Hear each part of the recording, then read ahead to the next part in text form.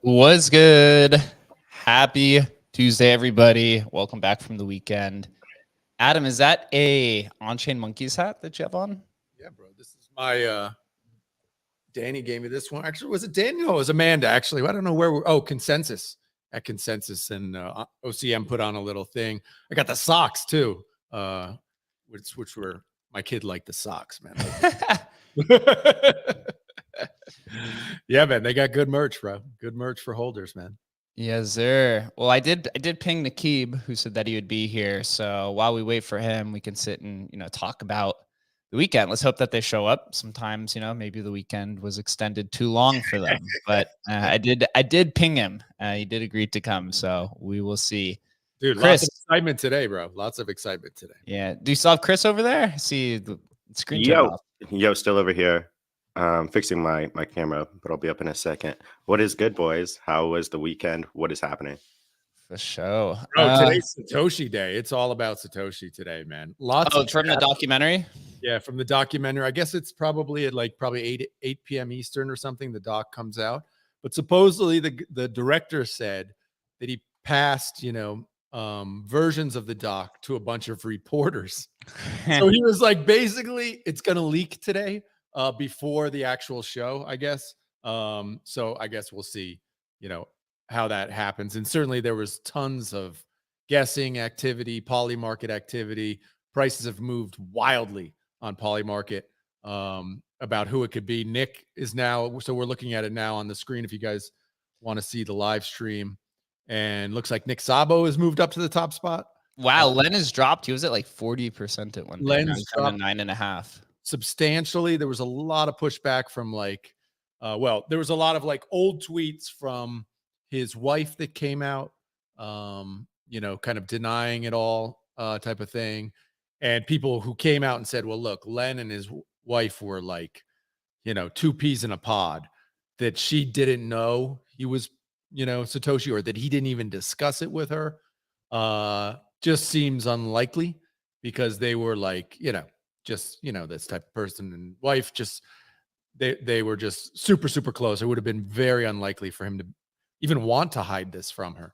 So anyway, so that's kind of, Dude, this has almost $19 million in volume. That's wild for something that has like a predetermined outcome already.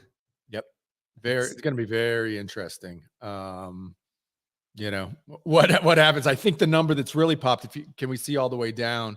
61% for other. Yeah, the other, that was at, I think, like 24% early last week. So that has risen tremendously. I think, what that could mean, or who that could be, because the guy who made the movie said they definitively name a person. So yeah, it's interesting who that other could be. We'll see. I saw all sorts of names floated. The dude who was actually Len's roommate, who now has Chia blockchain, was floated as like one of these outliers. Super giga brain. He's the one who invented what was the early, not Napster, but early distributed kind of technology. He was like the guy behind that. He's been floated. Everybody's been floated, bro. It was, and it's really, actually, for me, it's really cool, because this is like the history aspect of, which obviously we're all kind of fans of the historical nature of not only Bitcoin, but all digital assets. People got to learn, like, who's Wei Dai? Why do I call, why is the gas value called Gwei, right? These kind of stories about all this like stuff come up, like, why Gavin Wood? Who's Gavin Wood? Oh my God. Like, and so a lot of people have learned a lot about, early Bitcoin, which I think is really, really good for the space to kind of, learn that sort of stuff. I can't believe somebody's bet 1.4 million on Elon Musk. Like, who actually really thinks that? I'll be watching this. I mean, to me, I'm gonna be completely honest. Like, of being in this being in the space 8 years, and seeing all of the different people who've said that it might be, I think it potentially could be David Kleinman. I did think, like, Roger, what's his name? Craig Wright's definitely a scammer, but I do think there is some truth in some things that he says about being really early, because he does have some knowledge of things that partook. And in those documentation that was released during court, it was basically like, it was a group of people. It was like Kleinman and Craig Wright and like a handful of people who could have participated in it or knew. I don't know, though. I do think it's more likely it's a group of people, though. Interesting. You're at the group stage. I don't know. It could be. I know groups, it's like, to keep silent about it, very difficult. Kleinman is one of these interesting. It's possible. He was there certainly early. It's possible. It did seem like the family knew something about it too. Like, if you were following the court proceedings, the family estate basically countersued Craig Wright they're giving kind of some sort of credence that he could have possibly been a part of it, which is kind of like what was the curious components of that for me. Yeah, and like Craig, basically attached himself to the guy who actually did it, right? Mm-hmm. And kind of like, pulled off of that. So knew some inside stuff because he dealt with him, and tried to work that when David died, to basically take David's place. Very interesting. Yeah, it could. That's certainly, obviously now he's number 4 on the spot. So that's an interesting one. My outliers, LaRue, definitely is my outlier, and had the technical skills, had a history of doing this sort of thing. just a bad dude, man. LaRue is the worst case scenario. That's the guy that's in prison, right? Yeah, it's the guy who's in prison. Basically, if you don't know anything about LaRue, he basically when you buy from like, or in the old, 10 years ago, when you bought from like MexicanDrugstore.com, right, to get some medicine to you, to get Vicodin or whatever, people wanted to order, that was him, right? Like that was him. He created that entire industry. And so literally worth hundreds of millions of dollars, if not billions. But within that was basically like a gangster and legit had people like ended. And there's one interesting thing. I think he was living in like Thailand or something like this. And, this news story did an investigation on him. And they said that at one point, like the electric company or whoever, the agency over there, like visited him because they thought he had a growing operation going on. They thought he was growing weed, right? Which is like illegal in Thailand, right? And visited his house and didn't find anything because his electric bill was so high. And you just think to yourself, well, fuck, man, if he's running fucking, Bitcoin rigs, rigs being fucking just PCs back then. But if he's running a bunch of them and pulling a bunch of juice, that's really, really, really, really interesting. So he's got that. That's one point that points to LaRue. The second, which is like that kind of, turned me on to LaRue, was this idea that he got basically residencies and citizenships through a bunch of countries all over the world. And one of those, I want to say, was like Nigeria. And his name on the passport or whatever, the residency called, is Paul LaRue, because he only gave two names. He only has two names. He didn't give a middle name. But in a lot of countries like Costa Rica, you have to give three names. Three names, you have to have three names. And this is one of those cases. And somebody put in what is a common name, I guess, in Nigeria, which is like Saltashi. And this was literally like 3 months before the Bitcoin white paper. So that is just, I don't know. It's very interesting from a circumstantial evidence point of view. Chris, what's your perspective on it? Who do you think is going to be revealed from the HBO documentary? Who do I think that it would be? I kind of I was listening to the Ordinal show yesterday. They had some good points in there. I could see them just kind of going with something like Adam Back because he's super kind of ingrained and kind of still around, and I feel like that's good marketing for him, and that's kind of something that Adam Back might lead into. He's just like a character like that, I don't think that there will be too much new information. I mean, I think this has been like one of the great mysteries of our time, and I don't think that that's going to change because some like TV documentary director like knows our industry better than we would, or some of like the greatest kind of computer scientists and like on-chain sleuths and things like that, like going back and looking through these records and finding anything really, really relevant. And I think that we have to remember kind of how hostile like the internet currency games were back then. I mean, you would literally get sent straight to prison. It's not like Satoshi's identity was masked by accident. It was totally masked on purpose. And so I think that that's just going to, the status quo probably remains. And I don't really want to know his identity personally. Two very interesting kind of conspiracy theories that popped up over the weekend. The first one was that BlackRock owns like a large percentage of Warner Brothers, which is the producer behind this, and so that this is actually a psyop from BlackRock to create like a softball narrative to Bitcoin, right? And so in that case, like the leader might be Hal, because Hal's beloved and, he'd be a great founder, just a great guy, died tragically of ALS, like got all these like really nice points, which will make him just like this, wow, what a great founder of Bitcoin, right? So that's one of the interesting ones, which could be. The second was that this producer has done another documentary. I can't remember what it was, but in the documentary itself, he basically interviews like the number one guy that he interviews the most. It's like, I think his documentary was like, who is Q, right? Trying to figure out the Q conspiracy stuff. And the one guy he interviews like the most in that documentary is the guy at the end that he reveals as like the person he thinks is Q.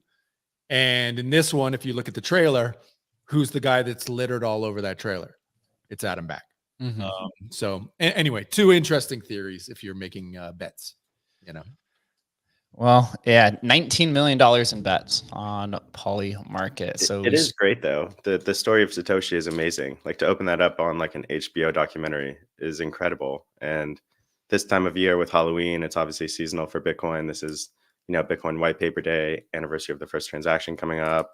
And just like everything's like really in line. So it's very storybook and kind of mystere. You have to like love the aesthetics of the industry. So that's awesome. It's cool to see. spooky. Will Satoshi rug us tonight?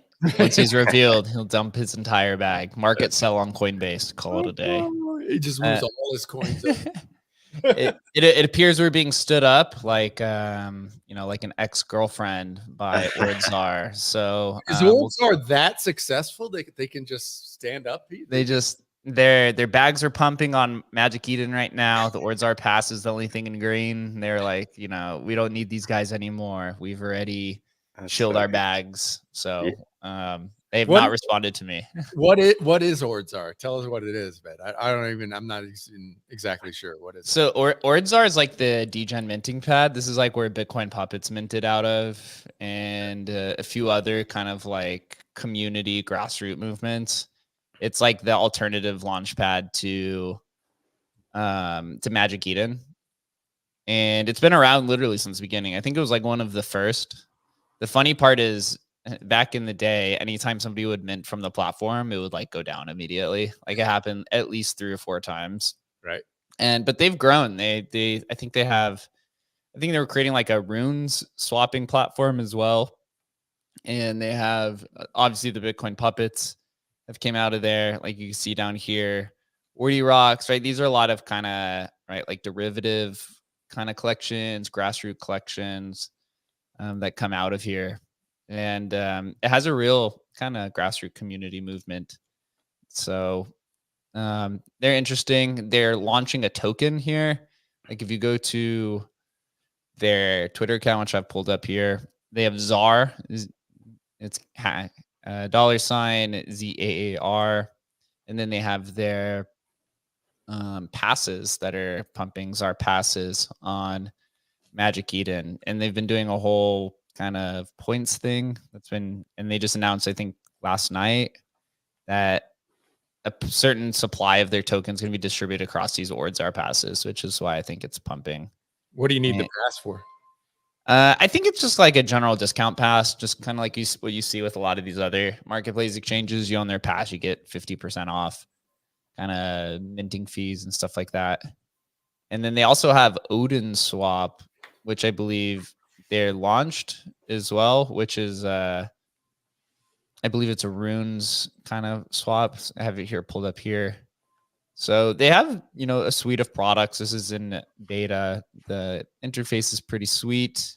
It looks like, there's decent amount of activity here. You have, set, what's this, 10 transactions in the last hour on this platform here. They have $220,000 locked and $450,000 in volume over the last 90 days.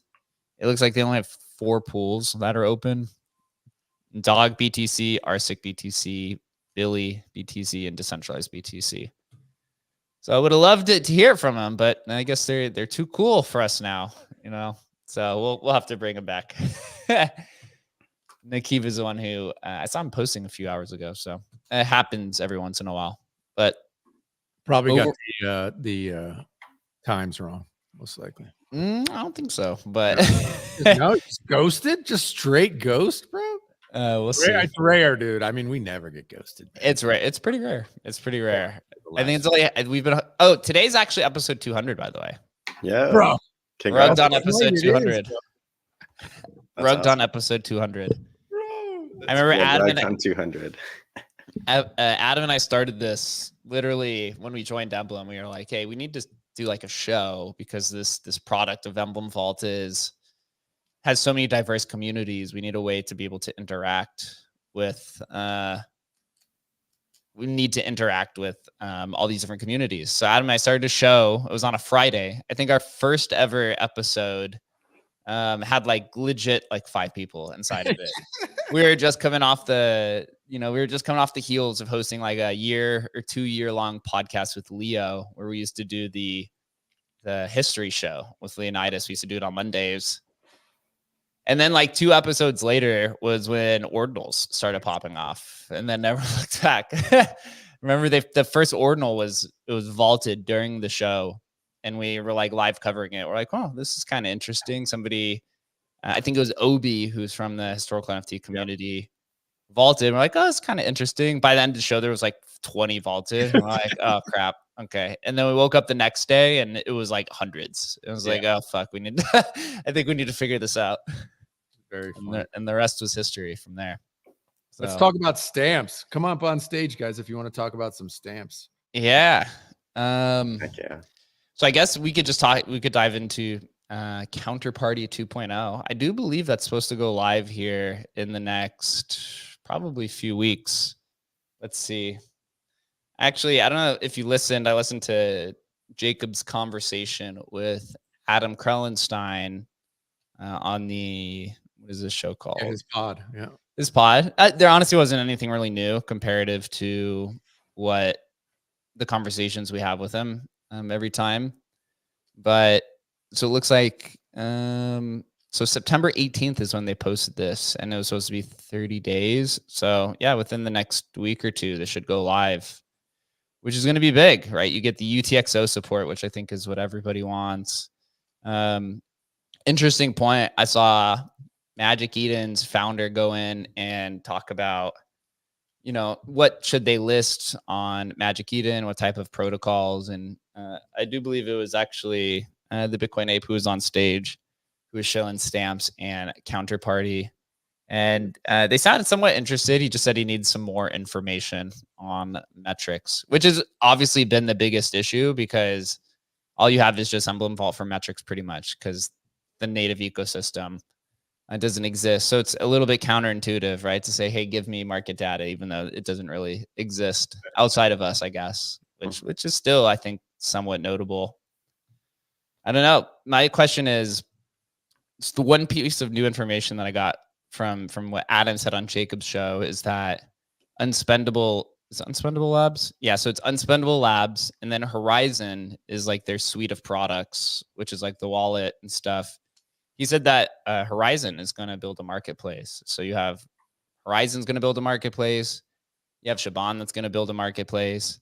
Emblem will also eventually build a PSBT marketplace that supports it as well.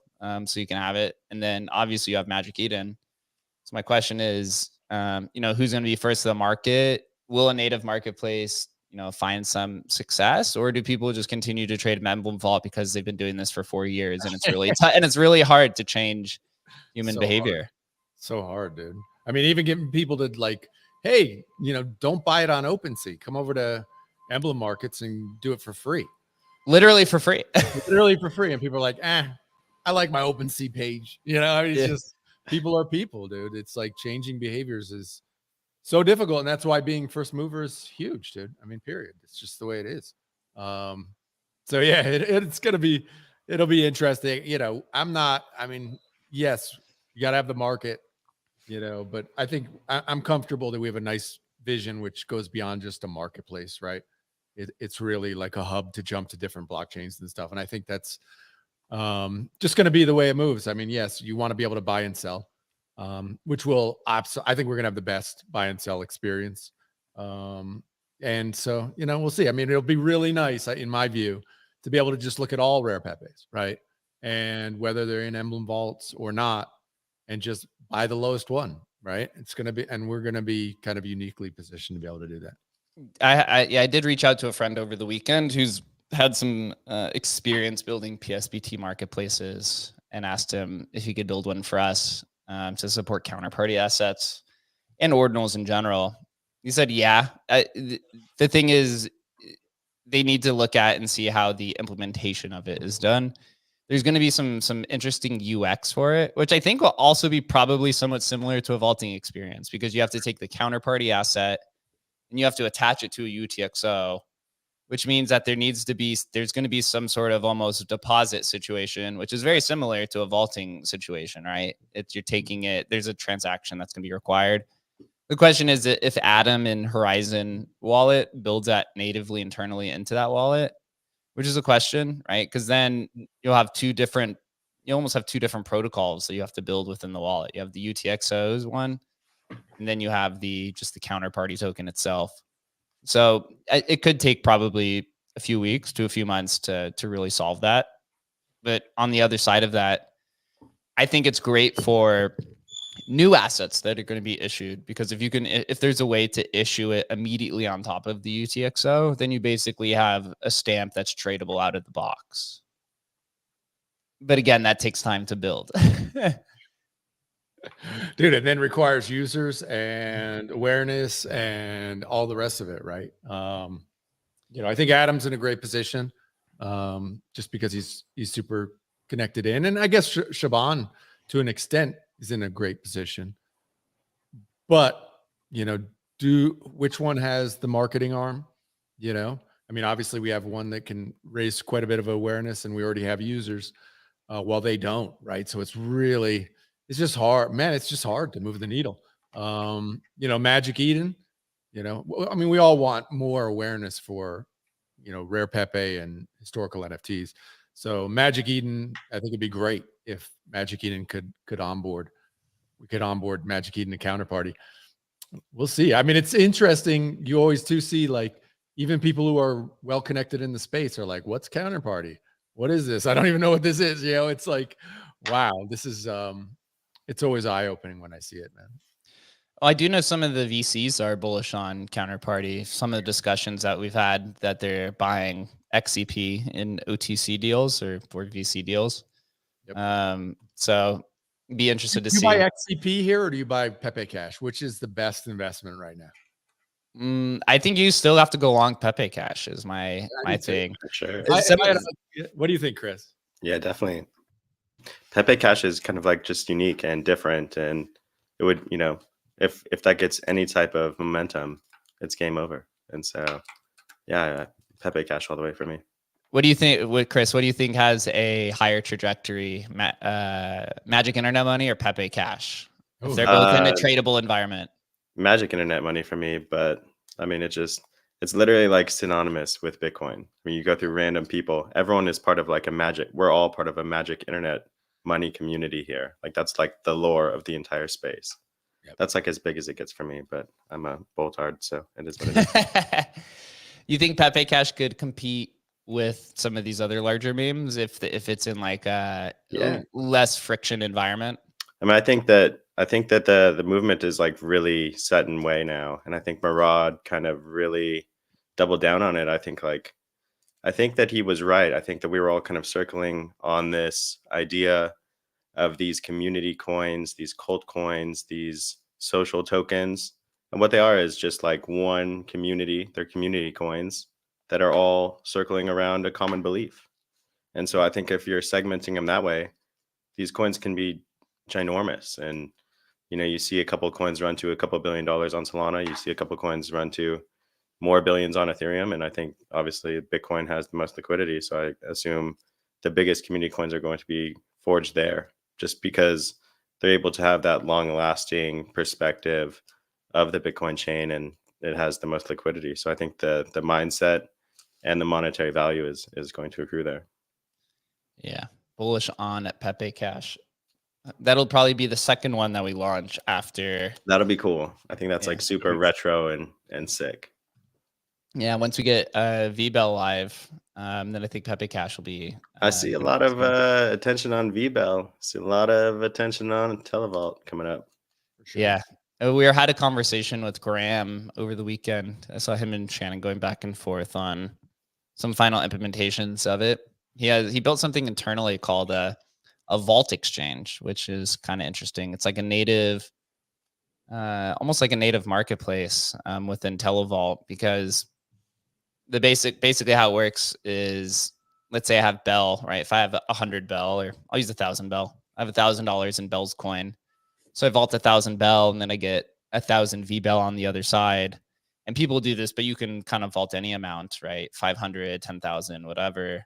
So when you come back, there's just going to be basically a marketplace of all these vaults. And if you have, let's say, 4,500 Bell, and you want to redeem that, then you're basically going to have to choose from like a variety of vaults to redeem it for, which is, it's kind of unique. But the cool part of that is that it's done on chain. It's not as frictionless as like a multi-sig bridge, but you do it in a more decentralized way here. So ultimately, it's, what do users want? Do they want something that's frictionless, like a multi-sig bridge, but it's all kind of sitting there in like, right, in somebody's wallet? Or do you want to do it in a more decentralized way where you could do this all completely on chain without, without having somebody that has basically access to your coins? So it'll be interesting to see. I think people do whatever it takes. If there's money, if there's money to be made on that other side, they'll figure it out, man. Yeah, I just think that's the main thing. And that's why I'm hopeful for Bells, because I think we have a lot of traction. But certainly also with Pepe Cash, the ability for basically everybody who holds rare Pepes, all the OGs, like 100% of those dudes have Pepe Cash, right? And a lot have a lot of it, right? So there's going to be a lot of interest on the timeline, a lot of people tweeting about it, talking about it. So bringing that awareness to it, and then it'll just be on Ethereum easy. You can buy it and sell it easy. I think that's going to be just really interesting from a community standpoint too, to see where that traction goes. I do remember over the last year, so Pepe Cash has been the most requested bridged fungible token from us since I joined the company. And I've gone now around a few times around the community trying to gather Pepe Cash, and there's like nobody that's selling this stuff at all. Like Bell's Coin, dude. Nobody wants to sell it. So getting the LP started will be interesting to do, and that'll be the hardest component. But once it starts trending, you'll probably see more people vault it, just because the Pepe community is already familiar with how the vaulting process works. Yep. And then after that, I don't know. We've been getting a lot of requests for obscure UTXO chains. Like I think Catcoin is one of them. That's like a 2013 one. Lucky Coin was one of these. I guess the lead maintainer at Bell's Coin has his own coin called like Tide Coin or something like that. I don't know if you're familiar with this. Sure. Mm-hmm. Yep. Somebody asked me for that coin. There was like 2 or 3 privacy coins people asked me for. So a lot of kind of obscure ones that people want to bring to Ethereum.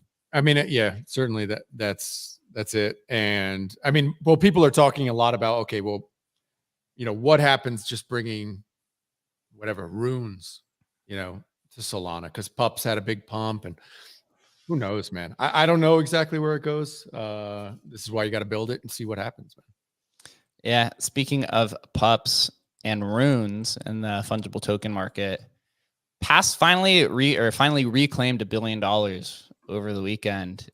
First time since I believe July of earlier this year. Pups was leading the way, pumped to, I believe, like 180 billion at some point. So you could see it reclaimed basically its high, or close to its high, from June, and now is trending a little bit back. Pups, I believe they're burning all of the remaining BRC20s in November, so you got like a month left. Billy, this Billy chart is insane. I was looking at it today. It's literally like straight. It's like literally straight up over the last like month. Look at that. It's like literally straight pump to the high. If anyone got that, I'm mad at myself. I was literally staring at it for like a few days. I was like, should I buy this? And then it just like the glasses. The glasses work. Why don't I do this? Yeah. This is an insane chart. Just so it's at a $61 million market cap, which is still pretty cheap. Just crossed 9,000 holders. Right. So that liquidity is pretty concentrated between a handful of people. And then there was a few other ones that were pumping as well. I think Based Internet Panda literally went from like zero. I kid you not. It was like when literally, look at that.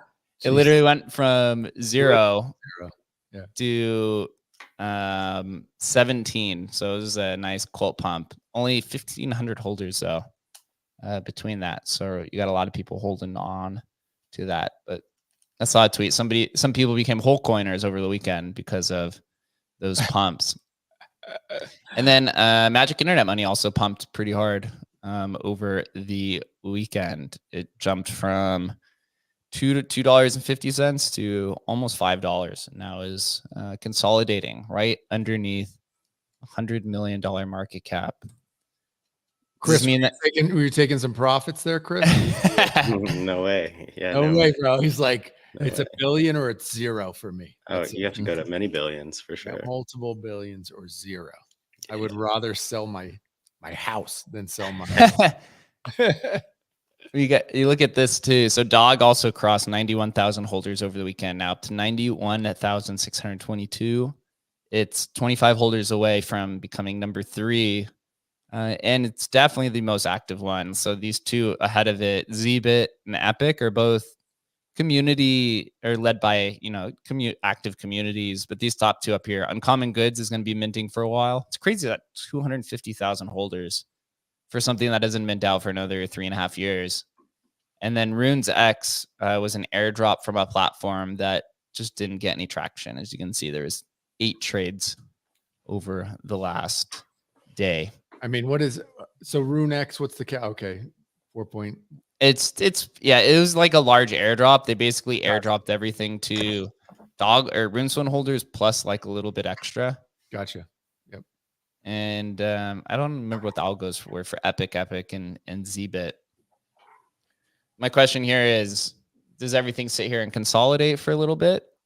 Or do we continue to trend up, or do we get a little bit of a dip and in hopes of, a Trump victory, which is, I think, what some people were repricing as Trump took the lead. I don't know if you saw this little there was a bump on Polymarket yesterday. I don't know if you saw that Trump got bumped up to like a 53% or something like that. What was that about? From what I was reading, it was that the Pennsylvania voter registration numbers came out, and Republicans had a plus 70,000 registrations, and Dems had like minus 30,000. Oh, wow. So this to people were signaling that Trump could take Pennsylvania, and everyone keeps saying that the whole election comes down to Pennsylvania. Interesting. And he just had that rally in Butler where he had the assassination attempt with Elon. Yep. So that was in Pennsylvania. But campaign's looking pretty good. I think Elon's campaigning with him for the rest of the month, so leading up to the election. I was talking to my friend. I was like, the only thing I think that seals the deal is if they do a Trump Joe Rogan podcast like a week before the election. I think that like completely seals the deal. It would seal the deal. I saw that the Joe Rogan podcast retweeted the Butler rally. Did it? Or Elon posting. Oh, it was like was it JRE HQ? Like there's like HQ. Oh yeah, maybe. Is that like tangential, like community run or something like that? It's like the community run ones. Gotcha. Yeah. Yeah, that was like the Kamala HQ one was like getting sued by Tim Pool. I saw that for just like I forget, like slander or kind of something like that. My question is, what do you guys think happens, throughout the week? Then it felt like it was a hot weekend coming in, and then felt like yesterday everything was kind of empty, kind of dead. I do see the Murad thing has really brought a lot of attention back to meme coins. I don't know. Did you guys watch that meme coin? I did. Presentation? It was pretty darn good. I saw it. Pretty darn good. So now there's 2 anthems, is what I keep saying. I was listening to Spaces yesterday with the Solana meme coin community. K Money talking about how he ran it up to 8 figures, which is kind of wild. Wow. Yeah, I guess that's how much he's made. And I didn't sell the thing. I'm still living in my mom's basement. You listen to him explain how he started trading meme coins in 2021, and ran it up to like multiple 6 figs multiple times, ran it back down to 0, and then ran it back up again. His winning thing was he bought WIF at $1 million and held it to 4 billion, is what he said. Which that takes a lot of grit. I mean, I've ran up big accounts and ran them down to 0 multiple times as well, and you get the next time around when you run it up, you just sell early. I've done that so many times as well. Totally. Like, I need to take some sort of profits. Totally, dude. It's an impossible game, man. Yeah.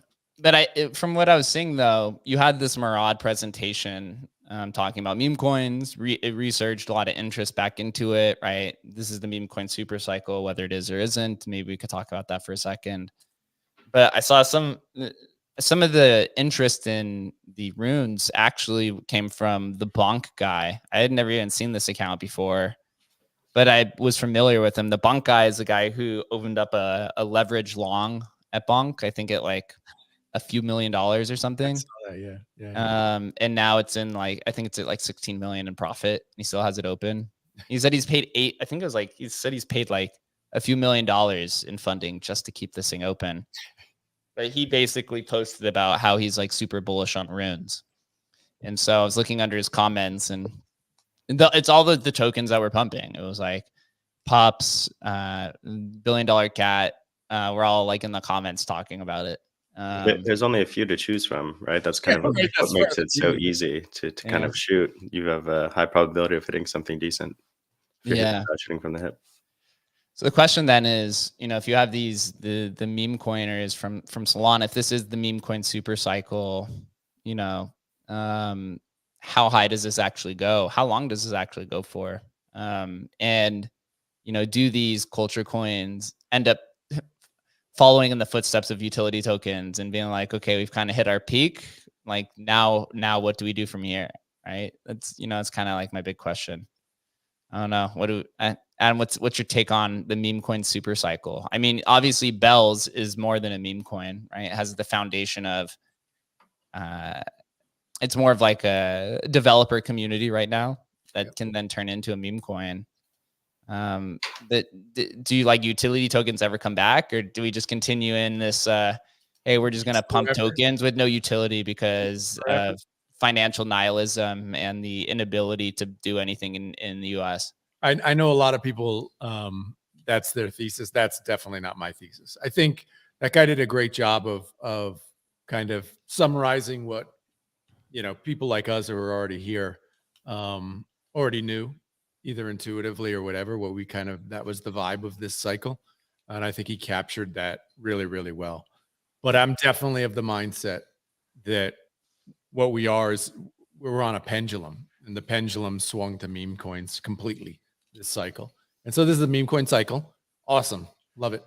But at the end of the day, like, crypto has to find use cases. And, I think we've already found a couple, gambling and hard money being two, but it needs to find more. And to do that, ones that are obvious to anybody who's in the space, but know intuitively from a regulatory standpoint, you can't do it because you're going to end up in jail or sued. All those use cases, I'm praying that, with a new administration, those use cases can finally like come to fruition.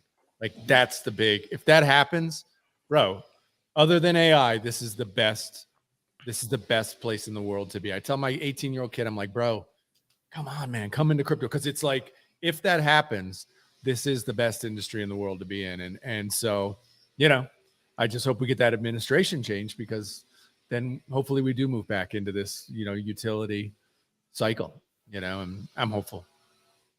Yeah. As we want to move back into the utility cycle, the SEC sends another Wells notice to crypto.com this morning, and crypto.com intuitively countersues.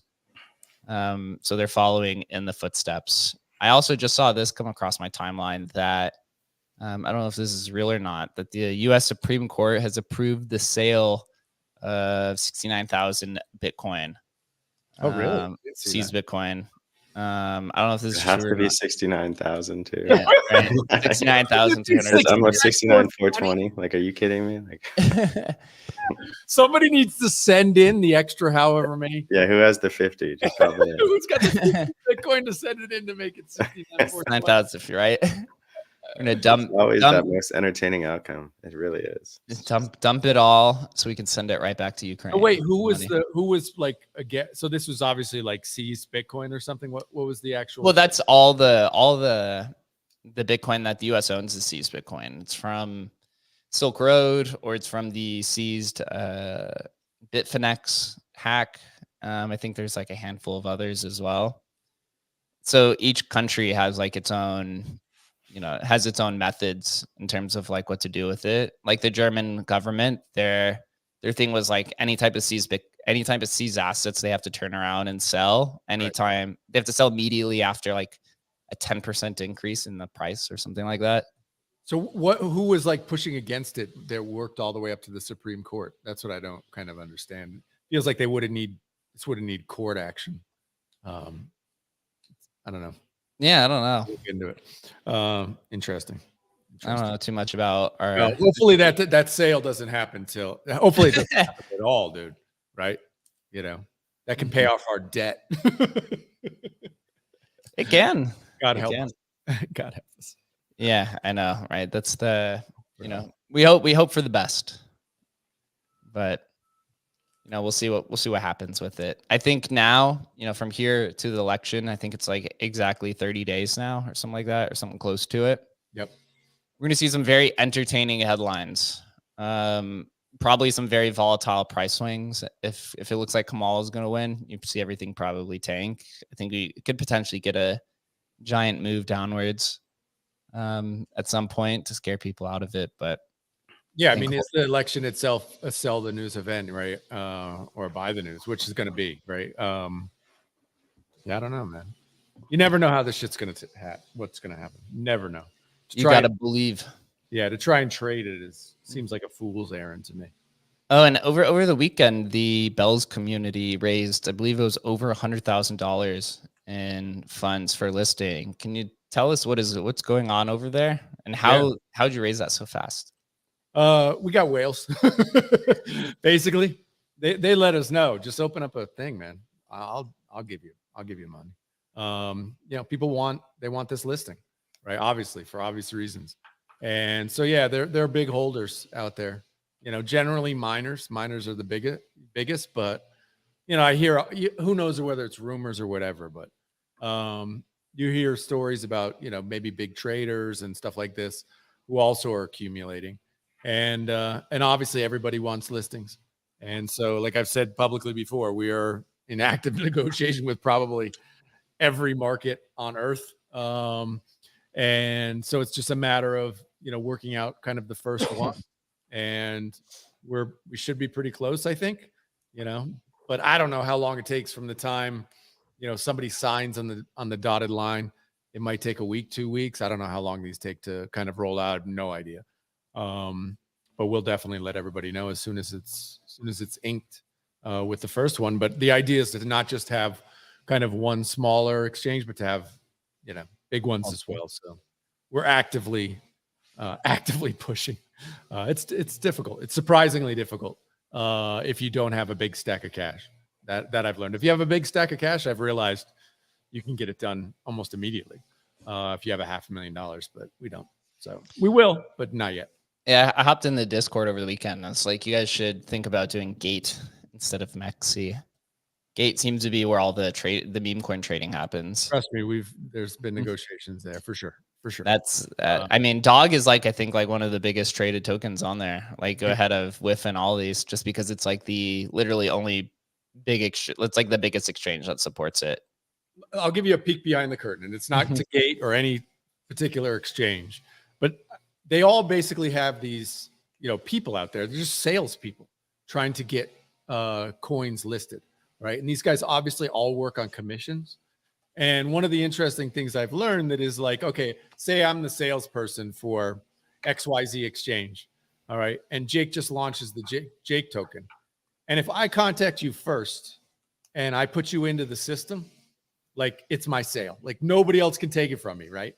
So, and in that, right, I have wiggle room with my commission, but I'm under no obligation to negotiate that down. So even if Chris, who's also a salesperson for XYZ, wants to give it at, a 1% commission, I still want my 20%, and I'm not willing to negotiate the price at all. What happens, right? You basically have like Chris, they're like, no, let's get it listed. And me, I'm like, nope. And so you get these weird freaking dynamic, like weird, dude, where I'm like in a conversation with one person's like, it's going to be this. And the other person's like, it's going to be 60% less than that. And I can't go with them because I've already talked to the other dude. I'm like, what is this? This is crazy. It's a crazy business model.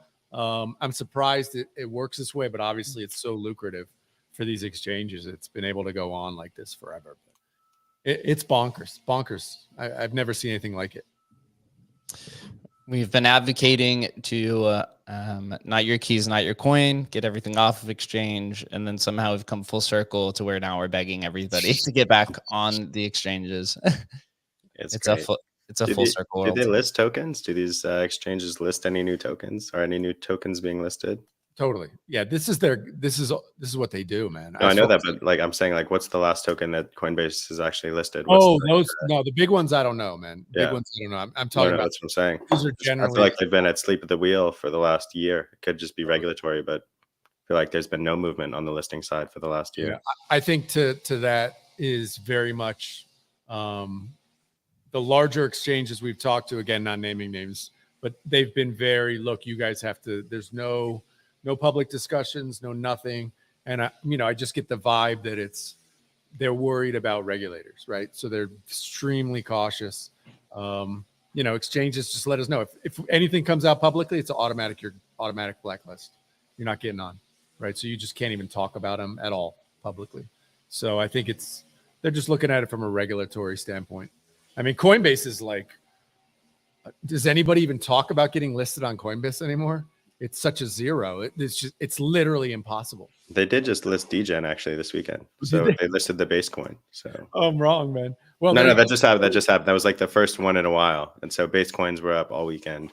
Wow. I'm in hopes that, Coinbase actually recognizes their own product a little bit. I mean, but that's like inside baseball, right? That's like, so that in and of itself is like super shady. Right. Right. I mean,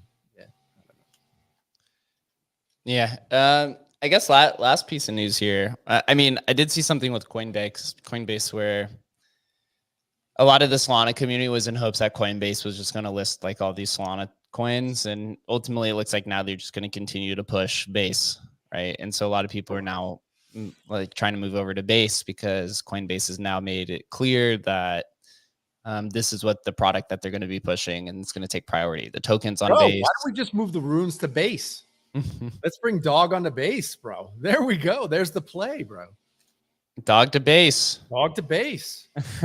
Who's into it? Yeah.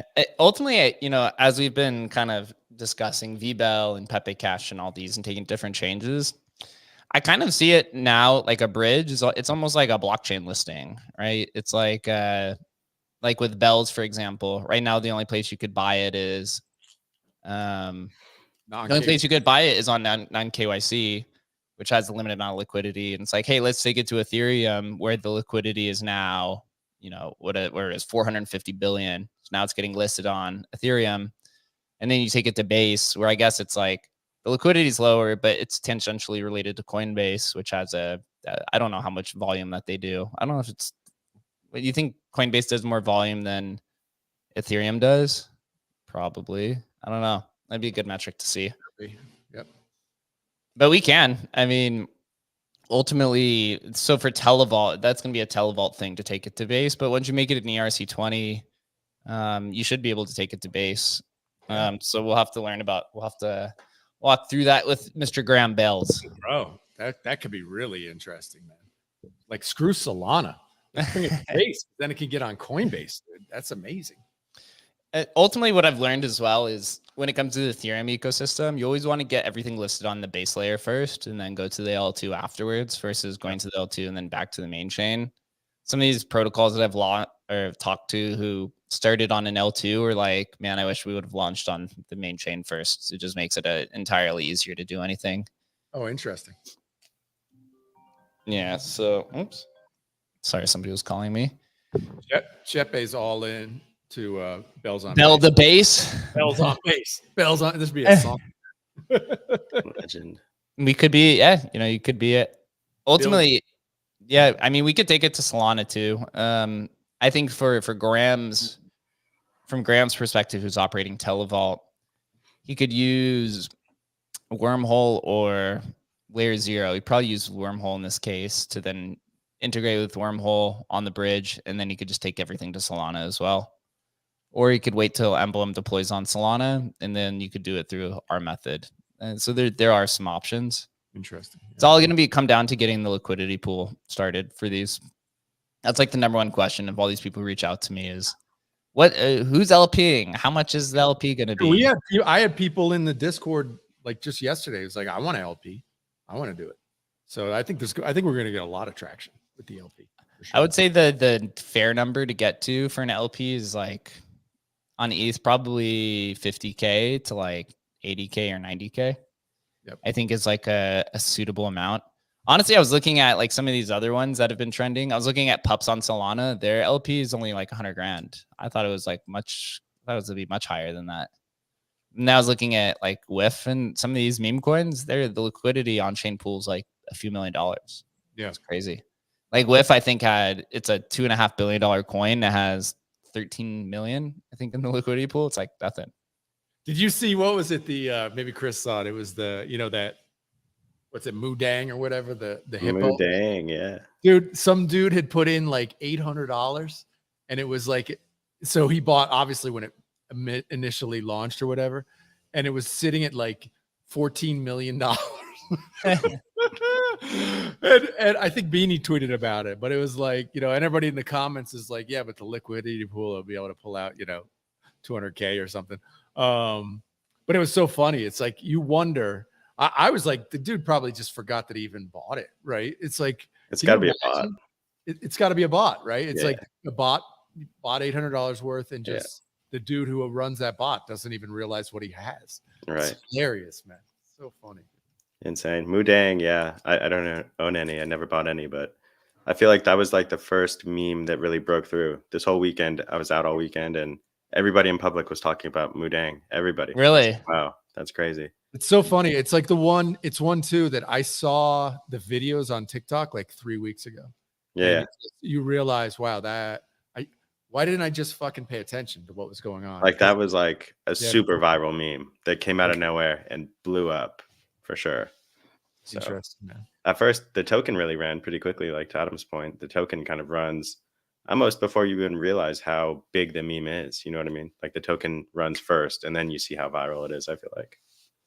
I mean, on the other side, though, like you have Hawk Tua, right? That was a big viral meme, but the token didn't really do anything. It's zero, yeah. People like animals, bro. I mean, at the end of the day, they really do. They like fucking animals. It's just on full circle. It's always animals or food. It's always like those communities. Like, can you build a community around an animal? Like, yeah, food. I don't know. Hawk Tua. I don't know. It's interesting. Interesting. Man. Who knows, bro? Who knows? But memes are not going anywhere, man. And meme coins are not going anywhere. This is too good. Like this is the kind of cultural. This is the way to just bet on culture. And right. And we like collect things as humans. Like you guys get that. And don't you remember getting into the industry a while ago? And I feel like everyone kind of did that a little bit. Like, oh, that coin's funny. I'm going to buy a few of those coins. Or like this, like the USA coin. Like, oh, I'm American, or I like America. It's like going into kind of like a gift shop. Or something like Jake would understand, like a thrift shop or something like that. And like, oh, that's a nice memorabilia. Like I'll throw that in my wallet. Yep. I think that like that really does resonate with like a lot of people, more than I think that we kind of give it credit, to be honest. Totally. And even like Vlad, who was on the show maybe a few weeks ago, his wife or girlfriend has started doing like these Pepe. So everybody interviews for his show. His girlfriend will do like a Pepe version of that person, right? So whatever, he's got Peter Todd on, and here's the Peter Todd Pepe, right? And she just sends the image to the guy, and he puts it as his new PFP or whatever. And I'm like, bro, you're not making those NFTs, or you're not making those orders. Like it literally doesn't make sense for me that artists wouldn't make it an NFT. Like it literally doesn't make sense. Just put it on chain. Just put it on chain. Like, what are you doing? How could you not put this like on? How are you not doing that? It literally doesn't make sense. And that I think, we know it intuitively now, and just the rest of the world has to catch up to it. That's it. Right. Yeah, it's insane, man. It's gonna be an exciting bull run. I was just reading some highlights from Murad, just went on Rug Radio, and he keeps preaching that there's gonna be like an 8 to 13 month bull run from today. So he thinks it's going to go to late 2025 or to early 2026. And I don't know, like if you think about the end of this next bull run, because you now have ETFs, right? Because you'll probably have, if you have a new Trump presidency, or you have, basically a whole overhaul of regulations in the US, do you still see those massive 50 to 60, 70% dips on Bitcoin? Right? Or is it something that's a little bit more like the stock market, where you get these, fast run ups and then it consolidates for like 8 months, kind of like what it's been doing right now.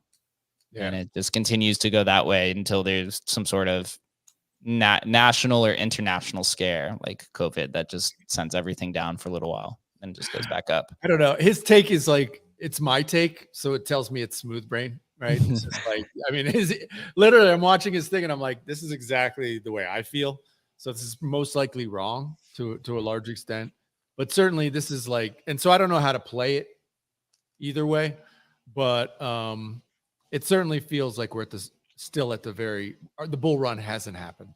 We felt what bull runs are before, and this is not.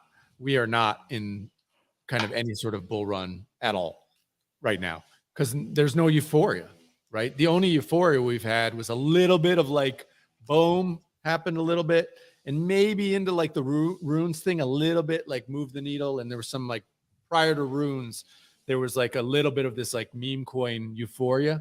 But dude, that was like a 2-week, 3-week thing, right? 6 months ago, 4 months ago already. 6 months ago, like we have not hit like money printers just getting started. We're going to get some, news around the elections and all this sort of stuff. This could go epically higher, man. Epically.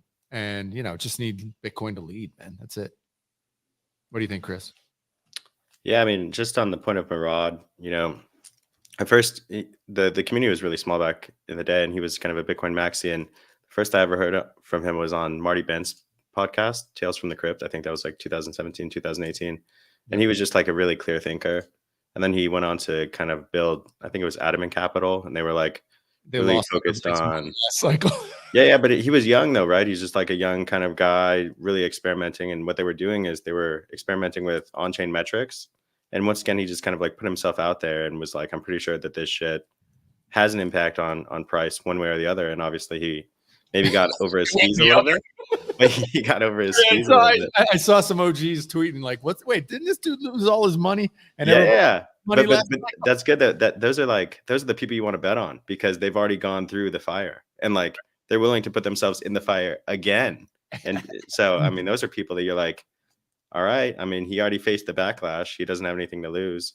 Yep. If he's playing for keeps, if he's playing for, legacy and respect, that's someone you kind of want to keep an eye out for. So he had a novel approach the first time, and obviously he flipped the crowd and went, kind of on the contrary to the whole industry here, and said, I think meme coins are going to be a big thing. And it seems like his thesis has been proven decently correct so far. And, he's just putting it all on the line. And I think to come back after a big blow up is really difficult. So a ton of respect to him. And I think he's more right than wrong, to be honest. I think he's just capitalizing on what we've been talking about for fucking 8 months, bro. He comes out with a speech. It's like, dude, we've been talking about this for 8 months. Yeah. No shit, Sherlock. I don't know. I kind of look at it. I'm like laughing like, dude, we've been talking about memes for a year. But I think that the difference between Murad, though, is that he's not really about the memes. He's more about the communities. So it's not like a one-hit wonder. It's more of like an ideology, kind of a mindset, something like that, rather than a single-use laugh, I guess.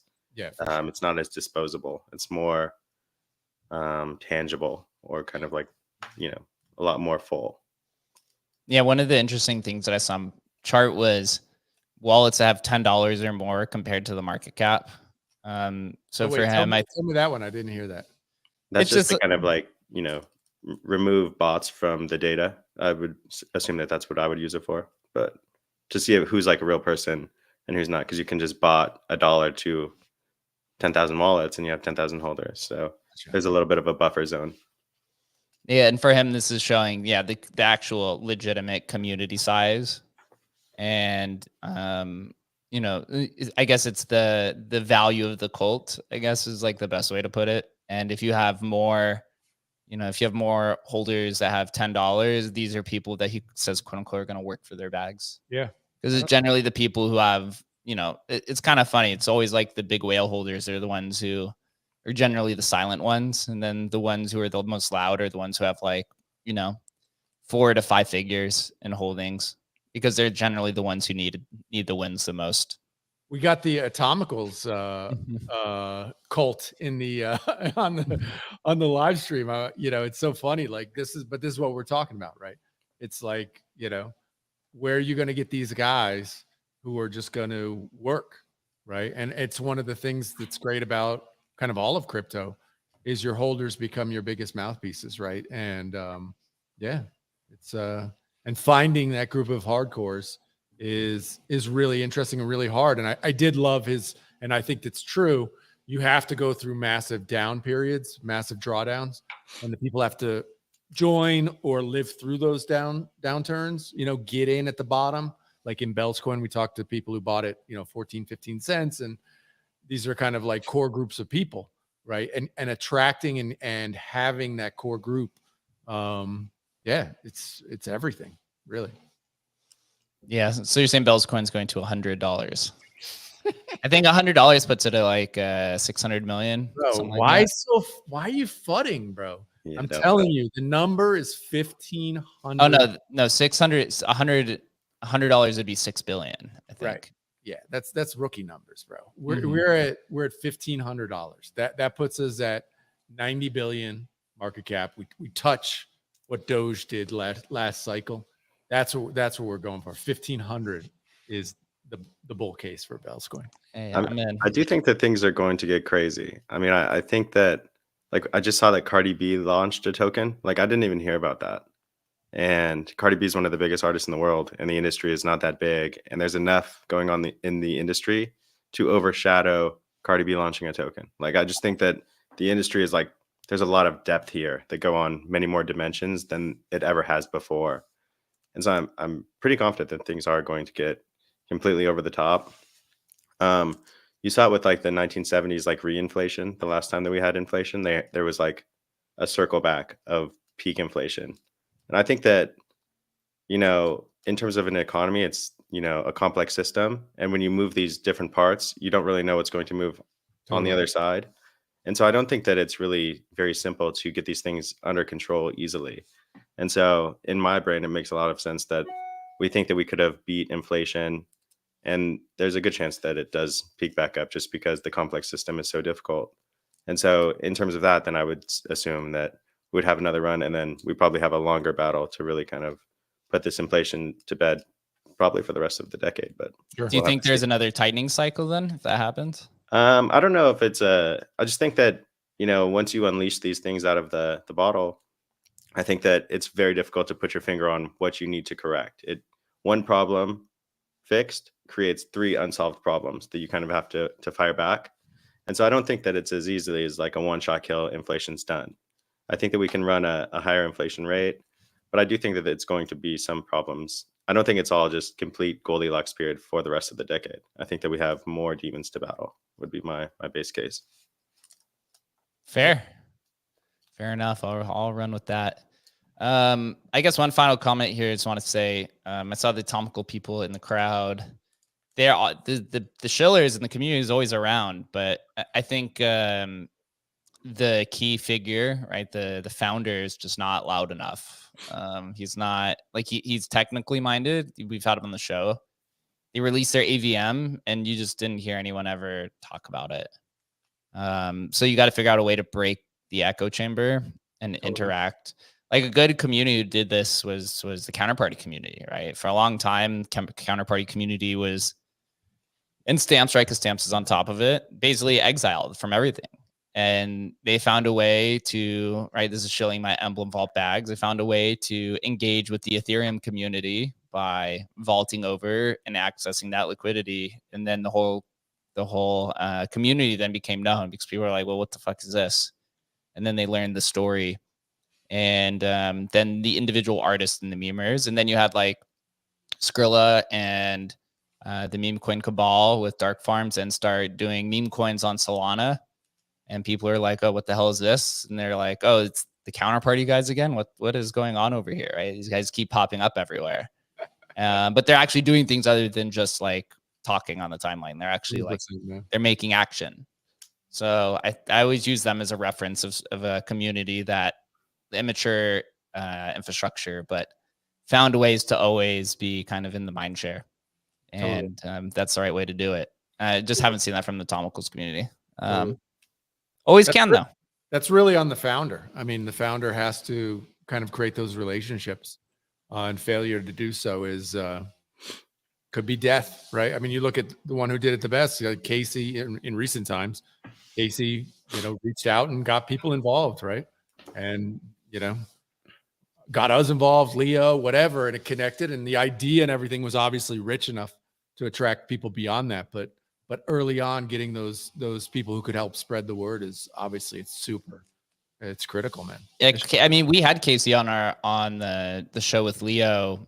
You said it was August 1st, 2022. But we were even talking to him. I was going through my tweets like a few months ago. I was talking with him on Twitter in like July of that year. Yeah.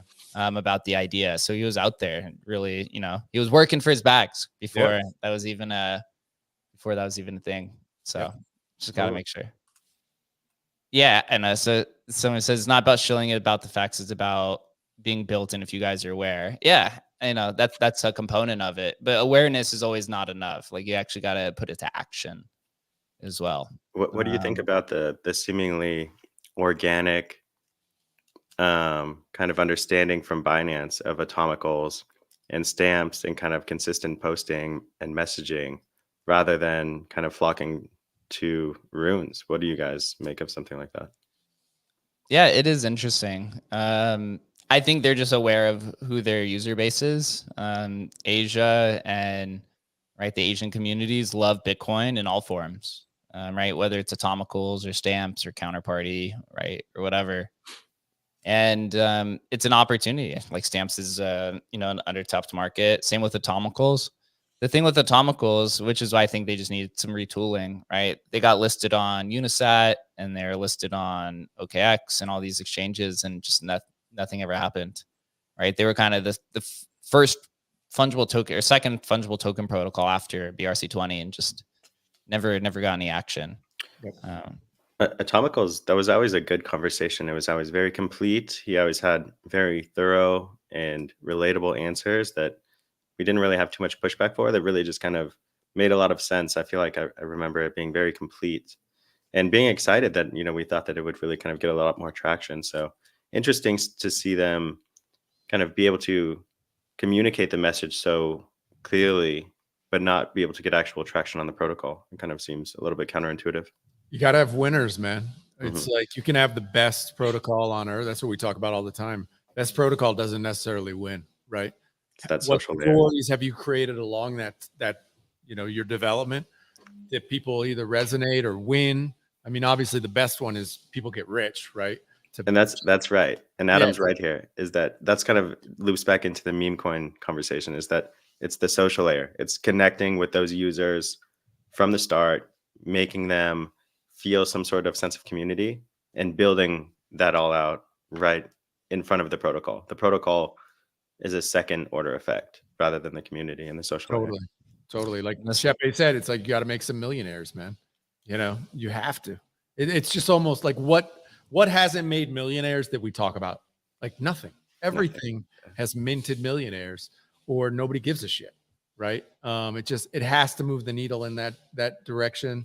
That has to be one part of it, so it's like digital capitalism, right? You're only going to pay attention to where you might get rewarded from online. So yeah, how big is your city? I mean, look at Emblem, right? Like our biggest community is still the counterparty community, and we've minted 75 people. 75 people have made over $1 million trading Emblem, and people continue to still use it. There's still opportunity there, but you need to keep minting more is the thing. Like if you don't, then you will eventually kind of fade into obscurity. The one interesting thing with Atomicals, with the AVM, I thought was kind of interesting, is that basically what the AVM is he's reintroducing, I think his name's Arthur, is reintroducing all the opcodes that have ever existed on Bitcoin, but he's doing it through like this off-chain cloud system. So kind of like what Arc Network's doing, except he's doing it with all of the opcodes that have ever existed on Bitcoin. So he's basically mimicking an environment of like what Bitcoin could be if you had I think there was like 10 different opcodes that have ever existed and which you could kind of build with it in this environment, which is kind of cool. It's super cool, but show me something that I want to do or make money. Yeah. Again, it's always like, yes, now what?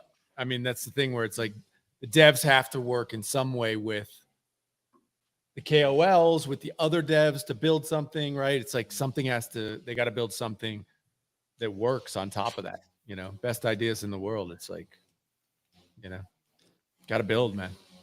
Got to build. All right, we'll wrap it up here. I think we'll be back for a market show unless we get stood up again. But until then, and then on who's it? Oh, on Thursday we're gonna have a good show with NFTFi. NFTFi, I keep seeing everyone. This platform keeps popping up on my timeline, so eventually I hit them up. They got a order book for ordinals that seems to be the superior one. So we'll be back tomorrow talking, having some fun, and then we'll be back Thursday with NFTFi. Appreciate everyone who joined the convo. Always welcome to join on stage. And we'll see you guys tomorrow at 11:30 a.m. Eastern time. Until then, have a good one. Stay safe out there and trade memes.